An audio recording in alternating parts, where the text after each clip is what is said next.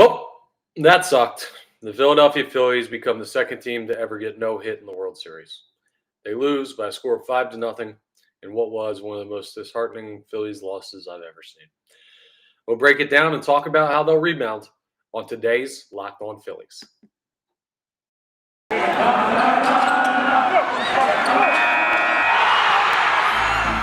You are Locked On Phillies, your daily Philadelphia Phillies podcast. Part of the Locked On Podcast Network, your team every day.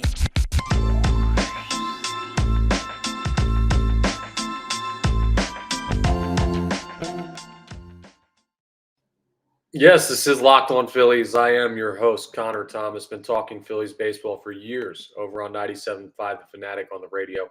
Happy to be here now with you as your host of Locked On Phillies. I want to thank you, as always, for making Locked On Phillies your first listen every day.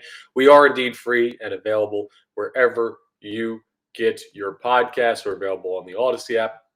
We're available on YouTube if you're watching us on YouTube. If you're not subscribed to the YouTube channel, go ahead and do that. Check that all out. And appreciate your continued support. Game 4 of the World Series. Not going to be one for the, I guess it is going to be one for the record books. Just not in a good way for the Philadelphia Phillies. Christian Javier for the Houston Astros was untouchable last night, literally. And the Philadelphia Phillies get no hit in a Game 4 at home of the World freaking Series. I can't form sentences when I think about it. They just got no hit in the World Series. It's unbelievable. Where to even start? Let's start with not the bats, because I don't feel like talking about that right off the bat. Pardon the pun there, no pun intended. Let's talk about Aaron Nola, because in the grand scheme of things, if you look at it like as a whole, you're like, okay, well, Nola could have been lights out and it wouldn't have mattered because the Phillies literally got no hit. So yeah, there's that. But also he was pretty darn bad for the spot that he was put in and has been now for 3 starts in a row. What he's done over the past 3 starts, is it enough to undo the great starts he put together to get them in this position?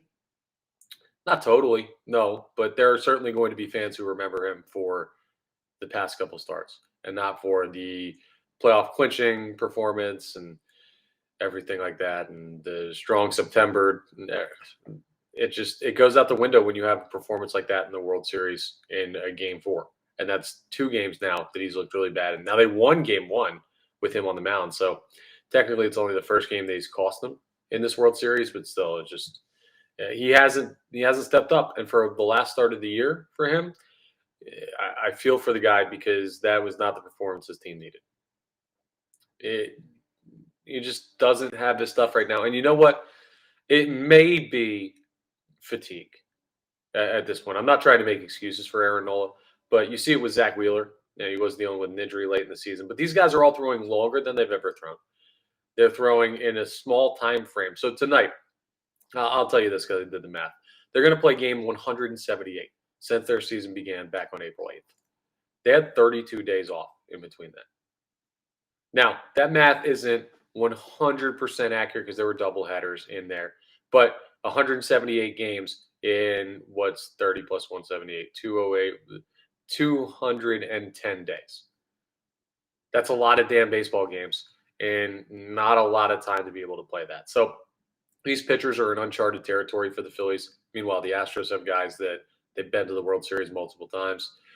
They're ready for these long seasons. And if you remember, long ways ago, the lockout messed with spring training, so not even the regular season was basically prepared for the right way. This does not excuse the performances. This is just some reasoning behind why they may not be as sharp, but still, this is stuff you got to fight through. This is the biggest start of your life. That was not a good enough performance from Aaron Nola. He didn't have good enough stuff. He hasn't had it for a while now. You got to live with it because that game's over. Aaron Nola's starts in this World Series are over.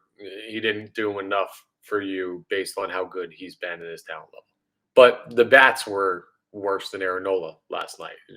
Getting no hit is unacceptable. at the World Series stage. Like it doesn't happen. It's the second time in baseball history it's happened. In the previous was Don Larson's perfect game back in 1956 or 1957 against the Brooklyn Dodgers. Just not. It doesn't happen. You don't get no hit in the playoffs. There's only been two, and you know what's funny? The other one was Roy Halladay back in 2010. That was the last playoff no-hitter, and that was at Citizens Bank Park. So it's happened three times, and two of the three times have been at Citizens Bank Park, which is wild. Baseball is a weird sport, man. And you can go out and you can mash 5 home runs and beat a team 7-0 one night, and then come out the next night and get shoved against, give up 5 of your own, lose 5-0, and get no hit. The upside of that mentality is, hey, a bounce back might be there tonight, but it doesn't make you feel good about the series. And now it's an even series. Houston has home field advantage left or back, because you now have to go to Houston for game 6 at least, and maybe even a game 7 if the Phillies are lucky enough to get it there, or the Astros are lucky enough to get it there, whatever way you view that. But it's a much more difficult scenario today than what it was yesterday going into that game. Now, what do I think was the issue with the at-bats? It's on an individual basis, but it felt like they weren't attacking hittable breaking balls. It almost feels like they had the wrong approach at the plate, right? So the average pitcher, when they throw fastball slider, like Christian Javier does, you're hunting fastball, you're eliminating breaking ball, because it's easier to hit the fastball. In theory, like that's the going way back hundreds of years, that's the baseball approach. But I feel like they went in, I don't know if unprepared is the right word. I don't know if undisciplined is the right way to do it. It's almost like they should have been hunting off speed, like they did with Valdez, who throws it significantly more than his fastball, McCullers, who throws it significantly more than his fastball, because Javier's fastball was it's got that late life. John Smoltz talked about it on the broadcast. It almost seems like it's jumping. When guys throw hard, visually, it looks to you like Smoltz is calling it that they're throwing uphill, but that it's rising as it comes towards you. It doesn't actually, but your mind naturally accounts, because we've been around for years and years and years. We have certain things that we see that we're like, okay, that makes sense, or we expect things to be that way. When the wind blows one way, we expect like leaves on a tree. That's just because I'm looking out the window at the leaves on trees. If the wind's blowing this way, you expect the leaves to blow that way. That's just how the world works. That's how physics works. Well, when you watch somebody throw something at you, physics says it slows and it drops. But sometimes when guys throw hard, when guys have significant spin rate, when guys have a certain late life to their fastball, which is just, it depends how you grip the ball. It depends the arm motion. Everybody's different, but it gives the ball the appearance of not the backspin. Normally you could still, it drops, right? Because it's coming in, and even though it's got backspin, it's going. But some guys, it gives the appearance of like, you ever hit a wiffle ball really hard and it just boom, takes off? It almost looks like it's doing that it's rising towards you, even though it's not, because it has just late giddy up to it. If you know that a pitcher has that, maybe the right way to do it was to eliminate the fastball and hunt the breaking ball. That, while it was a good slider, was one they didn't seem to be controlling all that well. But I don't even know how you eliminate the fastball when he spots it so well like that, and he has the stuff going that he did. Sometimes you just got to tip your cap to a pitcher, and Christian Javier certainly deserves that after last night's start. And Nick Castellanos, could he have better at-bats? Yeah, absolutely. JT Realmuto? Yeah. Bryce Harper, at points even last night, looked lost, and I can't fault him. He's batting nearly 500 in the World Series and in the playoffs in general, so hey. But like Kyle Schwarber, not good at bat. Like, no one really had a good approach at the plate, because Javier was ambushing them early and throwing really hard, or not even really hard, but just that late life fastball. And yeah, I don't even, that's one of those game tapes where you think about the mental approach you took, but you're not learning anything from those at bats. I'm not watching that film. Javier threw over 90 pitches rather in that game, so you're not going to see him again this series. So I don't know, man. Just wipe it, pretend like it never happened. You're in 2-2 series, and basically you're playing a 3-game series for the World Series. We're back to where they were with St. Louis, except the upside is they still got another game at home. And it's a bullpen game, and it's against the Astros ace. But still, 3-game series, baby. They're not dead. And coming up, we're going to talk about Game 5 tonight, the last home game of the Philadelphia Phillies season, and how this team could possibly rebound from being no-hit in Game 4. We'll discuss that coming up next on Locked On Phillies. First, though, I want to tell you about my friends over at SimpliSafe. They're my best friends over at SimpliSafe because I trust them with my mom's life, my mother's life. Yes, she means the world to me. She lives alone over in Jersey, and a couple years back, someone broke into that house. Now, luckily, she wasn't there. Luckily, all that happened was some jewelry got taken. You can replace items, but your safety is important. All of this stuff is paramount. For my brother and I, who moved out and now live on our own, we can't be there all the time to look after our mom and make sure she's protected. Got to make sure she's got the best security in the business, and that's why the first thing we did after the house got broken into was we called everybody over at SimpliSafe. They got us all set up with everything. She's got the door sensors, the window sensors, everything.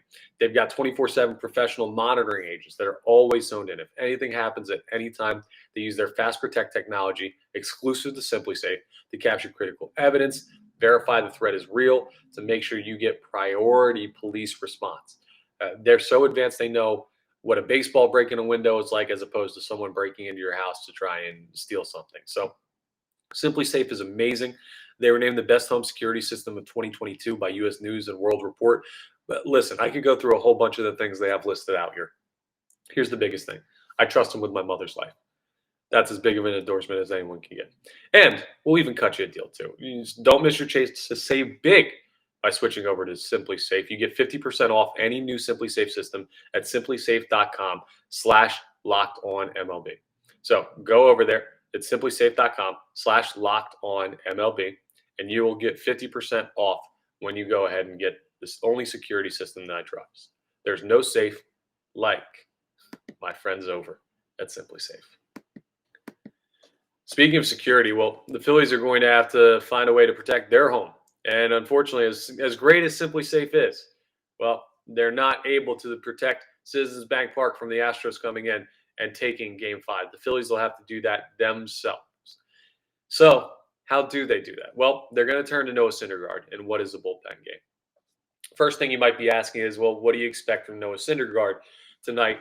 I'll tell you, it's going to be very similar to when he started the clinching game of the NLDS, Game 4, against the Atlanta Braves. You're looking for one time through the order. 9 outs, maybe 10, maybe up to 12, maybe a fourth inning in there. If he's low on pitch count and going really well, and you like where he's at in the order, but you're basically looking to get through the order one time with Noah Syndergaard. Get to the fourth inning, and then it's going to be Seranthony Dominguez. Then it's going to be Zach Eflin, who I know through yesterday. Then it's going to be everybody else. Jose Alvarado maybe again. Kyle Gibson maybe again. Like, everyone's available. If you're on the roster, you're potentially going to throw besides Aaron Nola and Ranger Suarez. And probably David Robertson, who pitched 2 days in a row. But we'll see. Bellotti also pitched multiple days in a row. Robertson pitched just yesterday, I believe. It doesn't matter. You got an off day tomorrow. You might need an inning out of some guys who pitched 2 days in a row. It is what it is at this point. You're trying to take advantage because you can't go back down to Houston down 2-3. That's a death knell for this series. Death knell. Not death knell. Death knell for this series. So you need to take advantage of this game tonight, and it means all hands on deck in the bullpen after Syndergaard hopefully gives you 3 or 4 clean innings to start. On the other hand, you're facing Verlander. And Justin Verlander has not been good in the World Series in his career. You beat him in Game 1. He looked really rough. The Phillies offense saw the ball really well. You can go with your best lineup again because he's a righty, so Marsh and Stott can stay in there.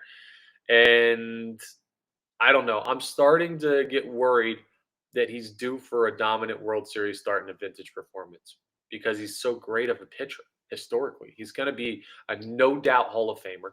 He's one of the greatest pitchers of this era. He was great this season. He's going to win the American League Cy Young. I know you look at the age and say, well, he's 39. He was great. No, he still is great.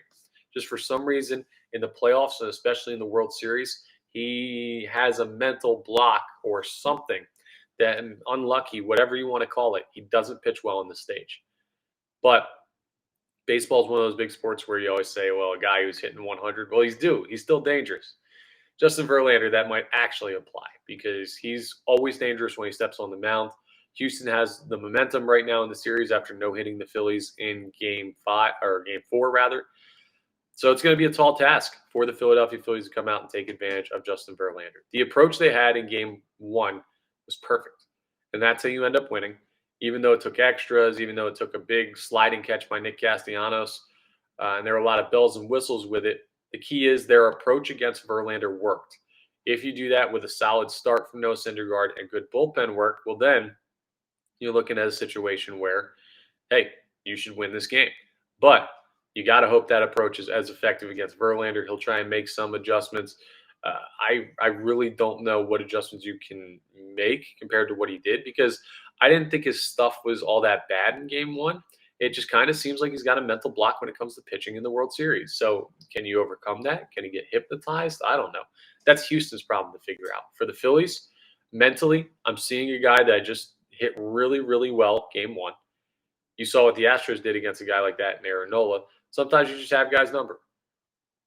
Maybe the Phillies have Justin Verlander's number. Maybe the World Series does, but wouldn't change the approach from what you did in game 1. Try and repeat that. Try and be confident that you have it and try and focus in on winning your final home game with the biggest home field advantage in sports. It seems simple enough, right? But that's kind of how you got to do it. And I'm interested to see if the Astros make any changes in the lineup, knowing they're going to see a lot of bullpen arms. Wonder if they switch up anything at the bottom there. Some guys that they've been switching in. But I know the Phillies, almost beyond a shadow of a doubt, will go Kyle Schwarber, Rhys Hoskins, JT Realmuto, Bryce Harper, Nick Castellanos, Alec Boehm, Bryson Stott, Gene Segura, Brandon Marsh. That'll be the lineup tonight. You can bet it. And some people, I heard some people talking about moving Nick Castellanos because he's not putting together competitive at-bats to protect Bryce Harper from being worked around. You saw it last night. That's kind of what Houston did. I don't think you're changing the lineup at this point, though. It's a lineup that's gotten you. Nick Castellanos is going to have to hit. You're paying him the money to hit. He had a hit in game 2.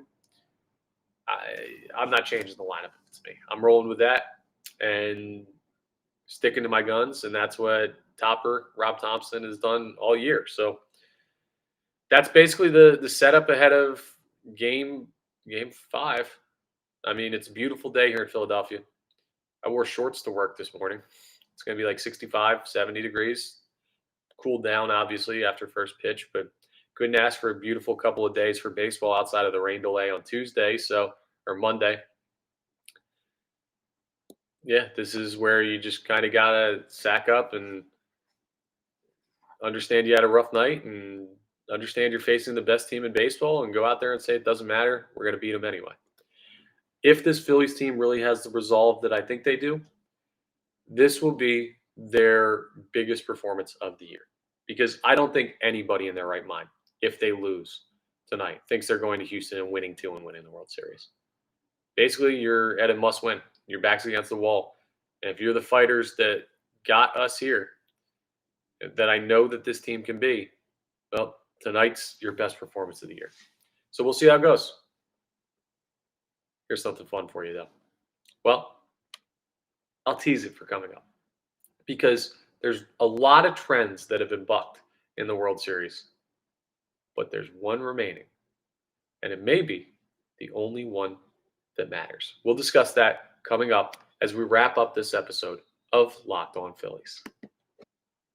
Okay, so what trend could I possibly be talking about? Well, let's eliminate a couple. The Astros being undefeated in the playoffs. Yeah, that went out the window in game 1. The Astros being undefeated on the road. Well, that went out the window in game 3. The Phillies being undefeated at home.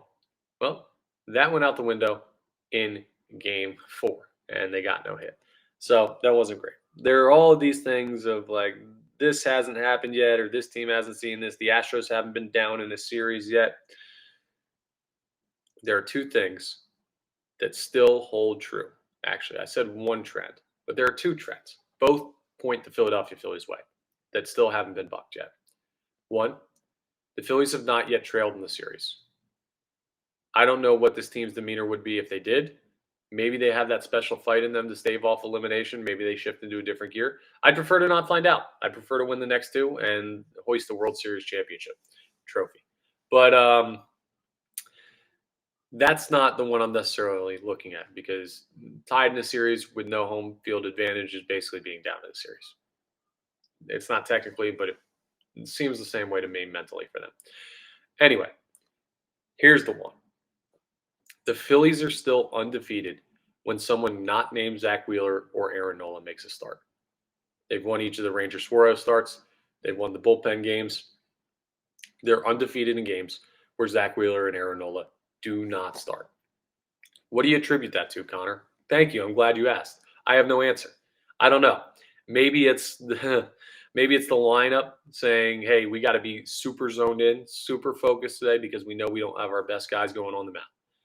Maybe it's those guys who are getting the opportunities to start or throw in those games know, hey, we don't have the safety net of a really good starter. Or if you're a starter that's behind Aaron Nola and Zach Wheeler in the rotation, a la Ranger Suarez or Noah Syndergaard, maybe you're like, yeah, I want to prove that I can shove too.